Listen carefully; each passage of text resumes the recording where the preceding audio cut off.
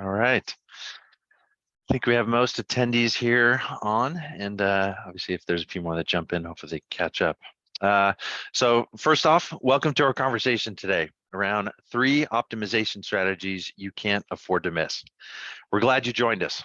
I am Joe Zender, one of the co-founders of Pivot, and our goal today is that you walk away with 2 or 3 new strategies to optimizing your maintenance that you didn't know you had before this webinar.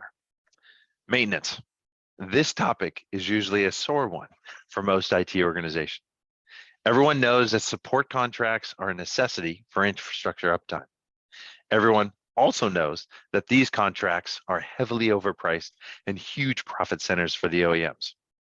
Frequently, these ballooning operational expenses can eat into the CapEx budget for expansion and equipment refresh. Maintaining your network is outweighing the ability to grow your network. So before we fully dive in, a bit of housekeeping items.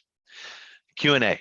Attendees are muted, so if you have a question at any point during our conversation, feel free to drop your comment in the Q&A icon at the bottom of your screen. We'll address any questions as they come in throughout the conversation today. Secondly, you'll receive a recording at the end of this, which we'll email it out, and that's it. Now, let's get the conversation started by introducing Mike Mackay. Mike is one of the founding partners here at Pivot. He's been in the trenches of infrastructure strategies for over 2 decades. He's also the proud father of 11 children and a good friend of mine for over 25 years now.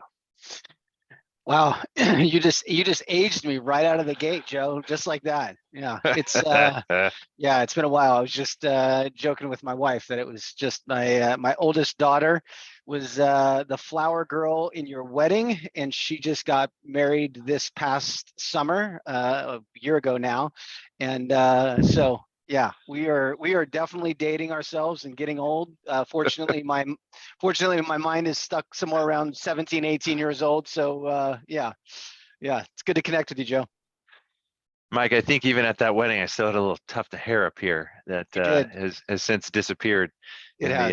the 25 years of our friendship. So it's long gone. Yeah, exactly. Great. Well, essentially, kind of the agenda we have today. There's 3 micro stories that we want to kind of share with you. Obviously, I'm a big believer in stories versus presentations and meaty PowerPoints. So, in general, as we kind of kick that off, question that everyone kind of that leads into this is, why do people put maintenance on devices? Typically, there's 3 reasons. 1, access to tech or a technical team who can help troubleshoot or solve a problem. Software updates and hardware replacements when equipment fails. Those 3 things right there are why you put a maintenance on a device. And depending on the type of the equipment, the priority of those 3 things can change. For example, a firewall. For a firewall in your infrastructure, the number 1 reason you probably have that there's probably software updates. There's a lot of security updates that are happening constantly. So software probably leads the top of that list of 3 reasons why you'd have maintenance on a firewall. Alternatively, on the flip side of that, there is hardware replacement might be a leading reason why you might have maintenance on something like an access point or an edge switch within an IDF closet or something like that. So could change your priorities on why you might put maintenance on a device. The OEMs want you to believe that it's kind of all or nothing, where alternatively what we want to go through today is we want to dissect that a bit further, share with you a little bit about what our strategy and an optimized maintenance strategy would look like, and help you guys figure out how you can optimize your strategy very easily and share that logic with you along the way.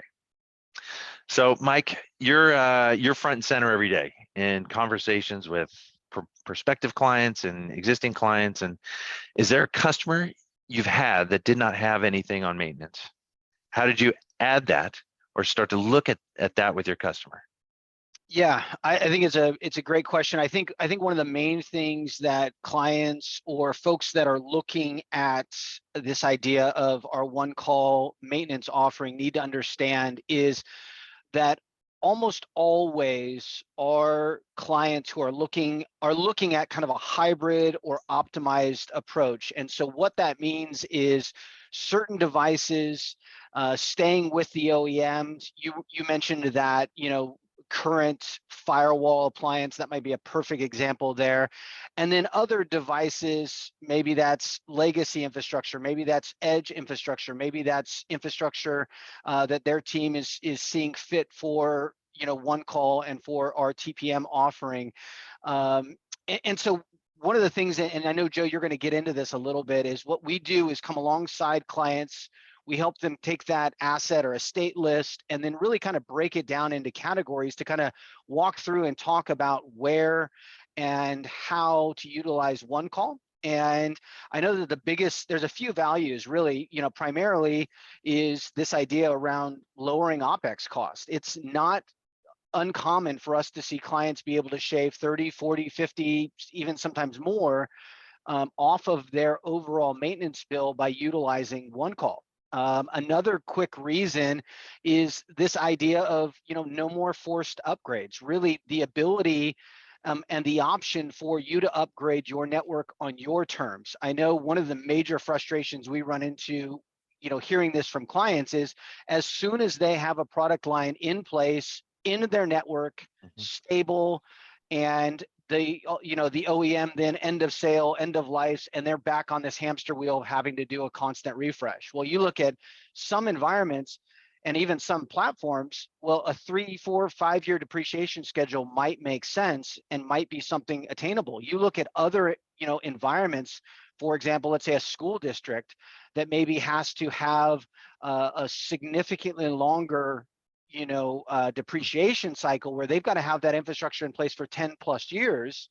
And we can come alongside them and say, hey, we can not only support you from the hardware, we can also provide you either that next business day or 4-hour SLA. So you can really dictate when you want to upgrade your network from an infrastructure standpoint on your terms without sacrificing anything in the way of maintenance or coverage. We got next business day, we've got 4-hour SLAs. I know we pride ourselves in having, depots, internationally. I mean, Joe, what's the number of depots that we have internationally?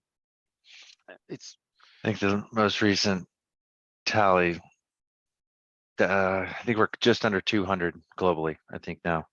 Sure. And in some far-reaching, hard to reach countries.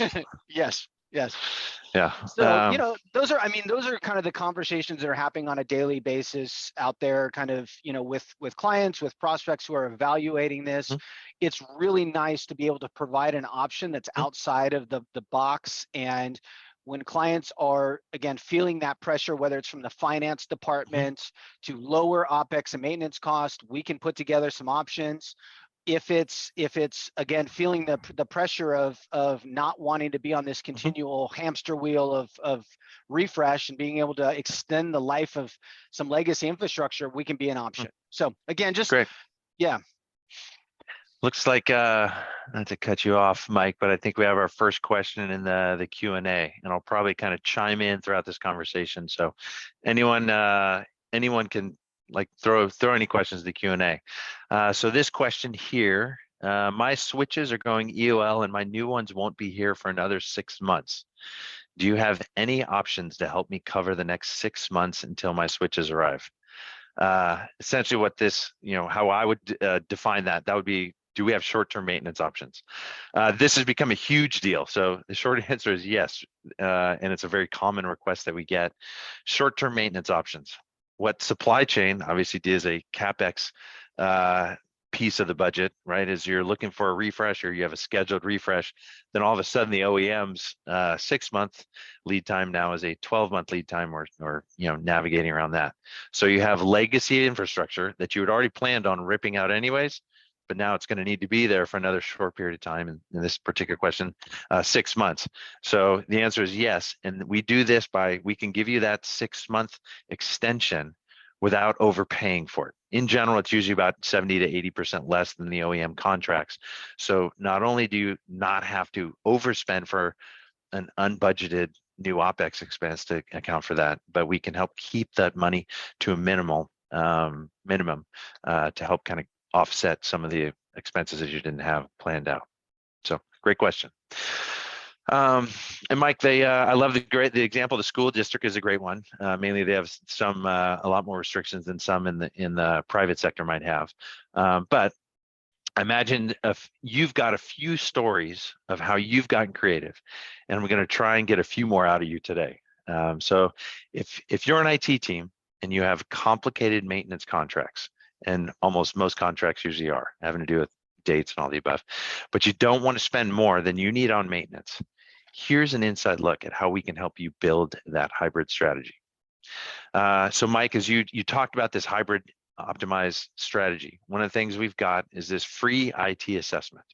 This essentially is where we come in and we take a look at the infrastructure that you guys have, this estate list, and break it down into three categories to create this strategy. And this is the conversation piece. So in this, what it looks like is we share with you information about software updates and end of life dates and cycles, and what do these dates mean in terms of your equipment, and what does the OEM do in terms of support in the case, and then the economics of it all. So find out areas where you're overpaying when you might be thinking you're getting something from the OEM, and turns out they've advertised the fact that they won't provide support or updates or something. So we call it a tiered approach. As you can keep it here, we keep it very simple. Tier one, you're crazy for not using us. This bucket of equipment typically blends in for most organization, usually is about 40% or 50% of the equipment that you already have deployed. So that's the tier one equipment. We think you're crazy for not using us. Tier two, this is where there's a meaty conversation. Let's have a conversation with your engineering team and probably your finance team to make sure you have the balance, support, and SLA coverage that you need on these devices. This is a little gray area, and this is where there's a lot of like technical conversations that we're going to want to have with you guys to make sure we understand your needs. You understand any exposure or risk, regardless if it's with us or it's with the OEM, so that we can create a strategy in place to cover you.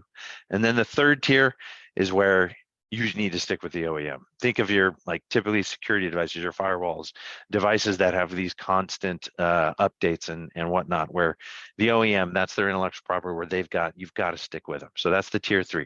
So we'll break it down in tier one, two, and three with the goal of taking the tier twos and either making them a three or a one. That's kind of the strategy that we have. At the end of the day, the OEMs want you to put everything under their really expensive coverage, regardless of your internal challenges. Hopefully we're showing you some options you may or may not have known that you had. So Mike, with your tiered approach, do you have an example where you've helped a customer unravel or untangle all of their maintenance from the OEM and give them options they didn't know they had? And what do you hear from your customers? Yeah, it's a good question. We just got wrapped up a project where you kind of hit on a couple of hot button issues right now in the space, which is lead times, right? Right now, edge switches anywhere from 6, 9, 12 plus months. Hearing stories of 400 plus days, those are business days. It's bad when you have to start to pull your calculator out to figure out how many months out that is. And so, helping clients on the hardware side, obviously, is a big part of our business. But also on the maintenance side, as you referred to, there is a gap that's taking place, right? Customers have legacy infrastructure in place, and they need to keep an SLA in place. And so we've been able to put in kind of this, the bridge, solution. And the one that I'm thinking about specifically, school district who had some edge switches, some 2960X and some 3850 switches that they were upgrading to the new 9200s, 9300s.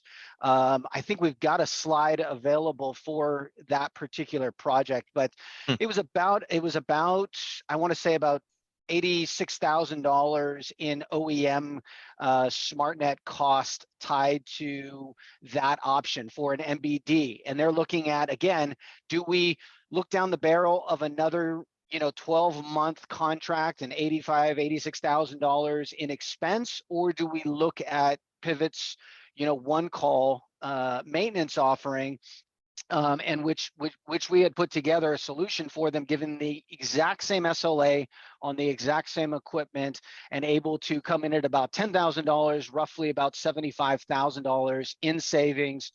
They don't miss a beat. They can then, apply those savings to other aspects of their business. Hmm. And again, this is a bridge solution as they wait for that new equipment to come into place. I will tell you, as an aside, we are also helping clients who have that newer equipment, 9200s, 9300s, 9400s. Typically, a bit more expensive, but still typically 30, 40, sometimes 50% the cost of SmartNet on some of those edge devices. And so, again, in this case, able to kind of provide a bridge solution while they're waiting for that hardware to come in. And also, just nicely enough, being able to save them about $76,000 in the process. And so, for us, that's a win, and again, an option that we're able to bring to the table for that client. It's a good example. Good one. Yeah, that's Yeah, real. That's the easy one. That's the tier one. That's tier one right there. yeah. I know, Joe, one of the, we obviously at Pivot are strong on the networking Cisco piece. I know a big part of your team and the one call team's business is just even in the server storage realm, Mm-hmm. and would love to understand a bit more from you in regards to what that looks like. I know there's a lot of clients out there, and I know you've mentioned it before as far as storage being a major expense when it comes to maintenance. Yeah, no, that is a good question.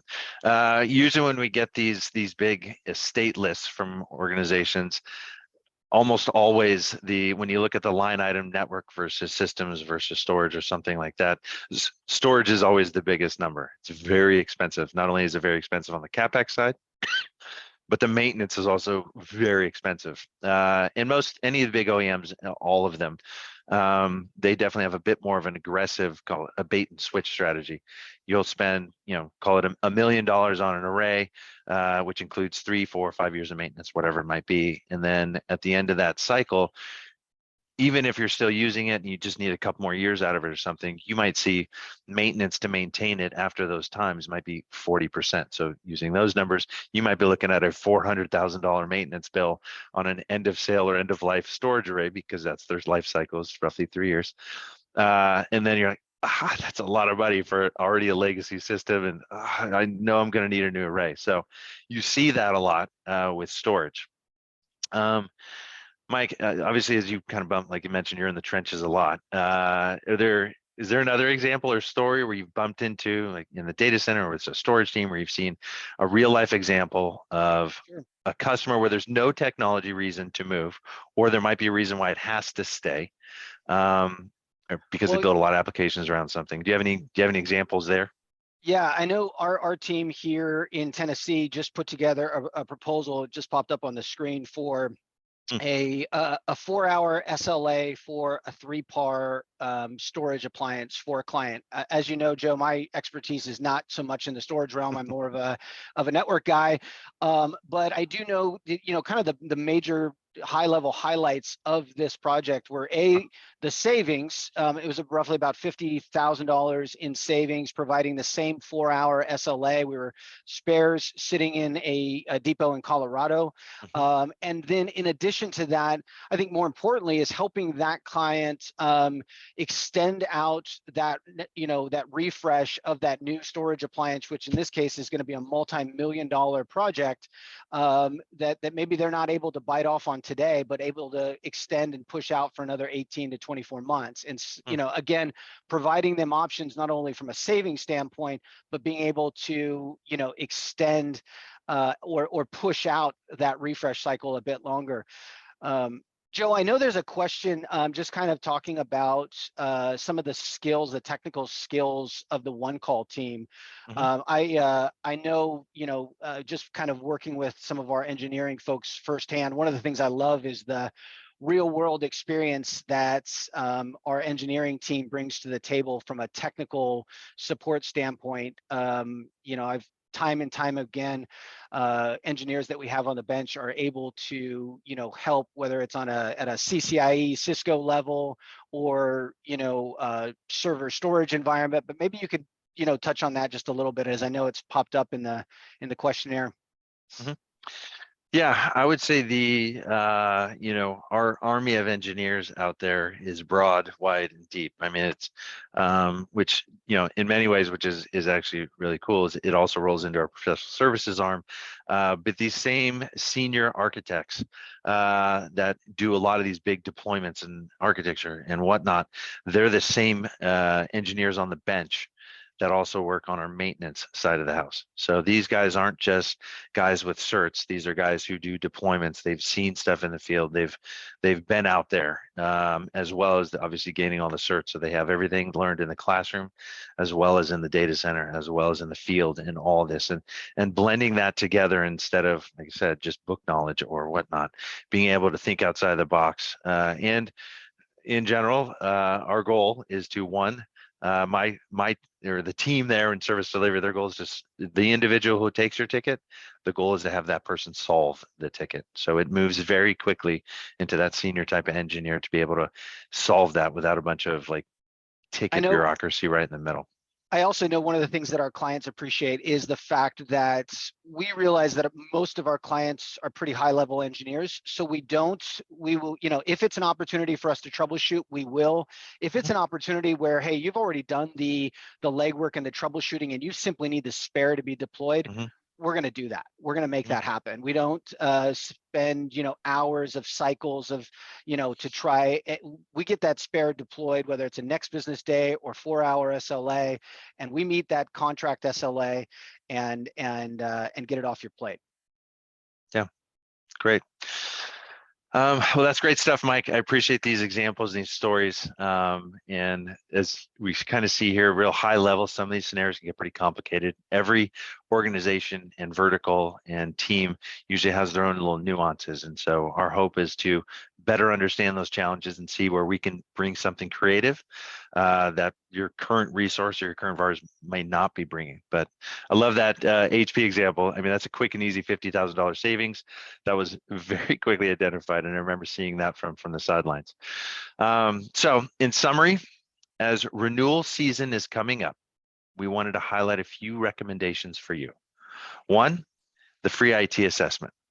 We're right here working as your partner to navigate that tiered approach, and we want to show you the logic so that ultimately equip you with the tools and the information so that you have that in front of you so you guys can make the best decision for your guys' strategy. That's how we optimize it. Recognize the pivot. Well, many of you are very familiar with this on the networking side of the house. Servers and storage is also just as equally our strength, and that's a piece to your strategy that we can also help with, both on the capex and the opex, in terms of helping you navigate these waters of supply chain issues and diminishing opex. And then if you're hit by lead times, like everyone, and you're looking at ramping up another year's worth of expensive maintenance, look at one call. Look at it as an option for next business day or 4-hour SLAs. Come talk to us. Let's have a conversation about that. Yeah. I know, Joe, we did get a question that popped up just now in regards to Mhm, kind of current generation Catalyst 9300s. Yes, 100%. We are daily supporting and covering next business day and 4-hour SLAs for 9200s, mhm, 9300s, 9400s, very similar to the predecessor 3850, 2960X mhm, switches, especially for those folks who are, running those switches in kind of a standard route switch mhm. type of model. So yeah, no problems there. We've got all of those spares. For those of you who don't know, our main sparing depot for North America is in our Portland, Oregon distribution center. And then obviously we have 4-hour SLA depots throughout the globe. So, yep. And last question, Joe, someone's migrating various workloads to the cloud, going to need not sure how long they're going to need on-prem storage. How can we help? I think this probably also kind of ties into that 3PAR example that we had earlier. But I know 3PAR, EMC, Data Domain, Hitachi. There's a lot of good fits there. So maybe you could just touch on that one as we head on out here. Yeah, that's a common initiative that a lot of our organizations have is, people are getting closer now in defining what their hybrid strategy is, on-prem versus cloud, what applications, whatnot, which usually the more options that these infrastructure teams can have, obviously makes it easier to make that transition. And when you aren't restricted based on very strict support timelines, and you could have a little bit more freedom. So if that move to the cloud takes an extra 3 months or speeds up 3 months or vice versa, and you've got options without just leaving money on the table or renewing for another year because that's just what you have to do, that all of a sudden that cloud initiative that most organizations are defining for themselves right now, options help. So that would be a differentiator, which we want to do. Yeah, that's great. I see another 2 questions here right now. So can your maintenance support Cisco UCS servers? Short answer is absolutely yes. Dell, Cisco, IBM, HP, those are the, called the big 4 in the world of servers, which typical life cycle, this different than network equipment life cycle. Usually the life of a server by the OEM is about 2 to 3 years. So depending on where you buy that server, the end of sale life hits a little sooner or a little later. And we're a great fit for that. What you also see, different than networking, mean time between failure is very different. Servers typically mean time between failure around 4 years is when you start to see the upkeep. And obviously that's like hard drives and those types of things. There is a life cycle to those. But you'll also see with UCS servers, particularly if you have a specific application built on a very specific configuration, UCS servers, they might still have a current blade center or something like that, but there might be components that are not supported. We get this all the time from our customers where they've got a blade center and they've got servers, but all of a sudden like that specific hard drive that failed or that particular component is no longer supported. So it broke, they have SmartNet on it, but now all of a sudden even Cisco will replace that component. So that's one unique caveat to servers. And it's not just Cisco UCS, it's all of them. But yes, we supply and support, and end of sale, end of life doesn't matter to us. We can always get those components. Yeah, I know another question just popped in regards to spares and folks knowing, regarding our sparing and what that model looks like for us. I will tell you, Joe was front and center when we, as far as our one call team, it is what we call a sparing integrity program. And basically, as Joe alluded to, and as you know, we've been in the space for a long time, and there are a lot of other providers out there who are simply taking down contracts and then kind of hoping you don't open a ticket, and then scrambling if there is one to meet that next business day or 4-hour SLA, or they're drop shipping from Tim's Router Shack or whatnot. And so one of the things that was really important for us was this sparing integrity program. It's this idea that we actually give our clients the actual part ID and the serial number and the depot address of where their spare is located. It was really important for us to be able to provide that level of transparency to our clients so that if they had a 4-hour SLA in Dallas, they could not only see the address of the depot where it was sitting there in Texas, they could see the part ID, and they could see the serial number. One of the biggest things I remind clients often is if your TPM provider can't provide you the serial number of the spare, guess what? It's not there. And so it was really, really important for us that if we were going to provide clients with next business day and 4-hour SLAs, that we were going to meet those SLAs and that we were going to have the spares in the appropriate depots to meet that SLA. It was a foundational block of our one call offering. And so it's something that we take a lot of pride on here, at Pivot. And it is something that, I encourage you, if you're looking at other providers, kick the tires and get those serial numbers. I love it. I like that challenge, Mike. That's a good one. And there's a lot that went into that. And I know you're integral in kind of help frame that and then obviously evangelizing that. So this has been great. We hope you have 2 to 3 takeaways from today or options you didn't realize you had before this webinar. If you have more questions, or you need additional information on anything we spoke about today, or you weren't able to ask a question, don't hesitate to hit up your Pivot rep, or you can always email us at hello@pivotglobal.com. Hit us up on any of our socials, and we'll respond to you same business day. Your time is valuable, and we're grateful you chose to spend it with us. Let's keep the conversation going. Please be on the lookout for a survey link shortly. We value